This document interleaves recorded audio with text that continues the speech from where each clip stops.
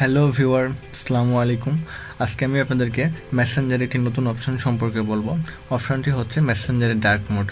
ইতিমধ্যে আমরা অনেকেই হয়তো জানি যে ডার্ক মোড নামে একটা নতুন অপশন মেসেঞ্জার লঞ্চ করছে। সো এটা যারা আপনারা জানেন এবং অলরেডি যারা ইউজ করতেছেন তারা তো খুবই ভালো।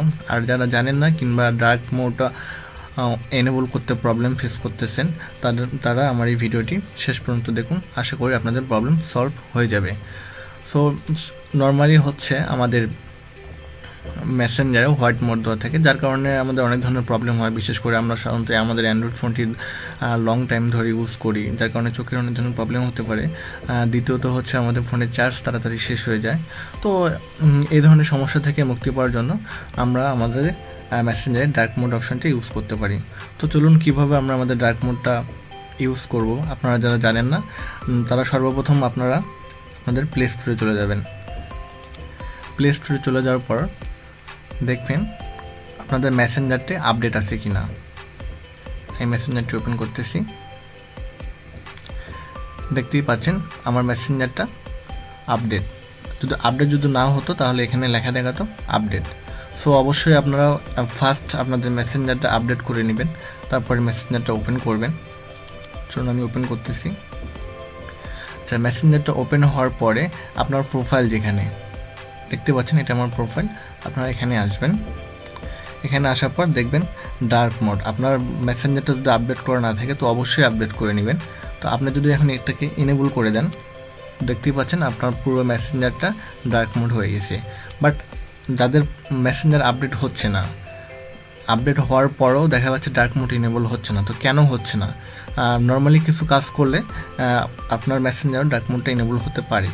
সো চলুন কেন হচ্ছে না। সো প্রথমে আমরা আমাদের অ্যাপসে চলে যাব, সেটিংয়ে যাব।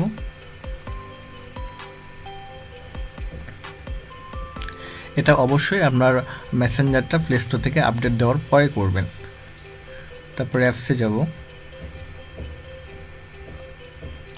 অ্যাপসে আসার পর মেসেঞ্জারে ঢুকবো।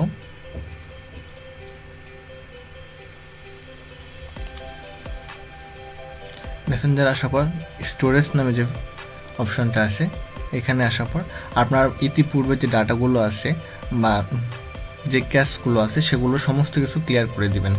ক্লিয়ার ডাটা দিয়ে দিবেন এবং ক্লিয়ার ক্যাশ দিয়ে দিবেন। তাহলে হয়তো আপনার মেসেঞ্জারে আগের যে ডাটাগুলো ছিল সেগুলো সব চলে যাবে এবং সব নতুন করে শুরু হবে।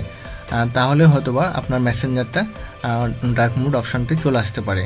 আর তারপরে যাদের হচ্ছে না তাদের উদ্দেশ্যে বলতে চাচ্ছি, তো মেসেঞ্জারের ডার্ক মোডটা নর্মালি কিছুদিন আগে লঞ্চ হয়েছে। এটা একসাথে ফেসবুক কর্তৃপক্ষ সবার মেসেঞ্জারে যুক্ত করে নাই।